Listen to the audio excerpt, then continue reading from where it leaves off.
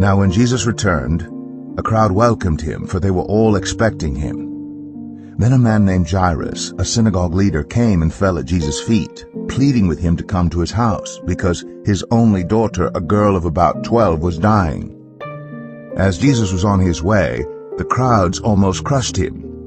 And a woman was there who had been subject to bleeding for 12 years, but no one could heal her. She came up behind him and touched the edge of his cloak, and immediately her bleeding stopped. "Who touched me?" Jesus asked. When they all denied it, Peter said, "Master, the people are crowding and pressing against you." But Jesus said, "Someone touched me. I know that power has gone out from me." Then the woman, seeing that she could not go unnoticed, came trembling and fell at his feet. In the presence of all the people, she told why she had touched him and how she had been instantly healed. Then he said to her, "Daughter, your faith has healed you. Go in peace." While Jesus was still speaking, someone came from the house of Jairus, the synagogue leader. "Your daughter is dead," he said. "Don't bother the teacher anymore." Hearing this, Jesus said to Jairus, "Don't be afraid, just believe, and she will be healed." When he arrived at the house of Jairus, he did not let anyone go in with him except Peter, John, and James, and the child's father and mother. Meanwhile, all the people were wailing and mourning for her. "Stop wailing," Jesus said. "She is not dead, but asleep." They laughed at him, knowing that she was dead.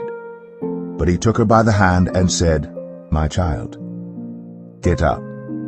Her spirit returned, and at once she stood up. Then Jesus told them to give her something to eat. Her parents were astonished, but he ordered them not to tell anyone what had happened.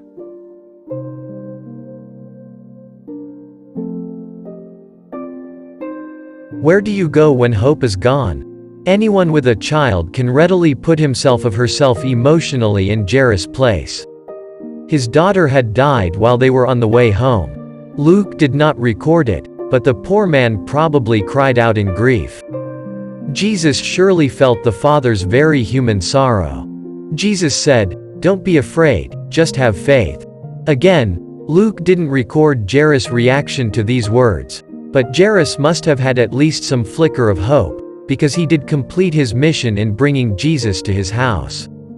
When you experience intense grief over the loss of a loved one, the breakup of a marriage, the loss of a job, or the rejection of a close friend, don't abandon hope. Don't turn away from the person who can help you. Do what Jairus did. Don't be afraid, just have faith. Your hope is found in the resurrected Lord, the one with power over life and death. Thank you for taking the time to listen to God's Word today. God bless you.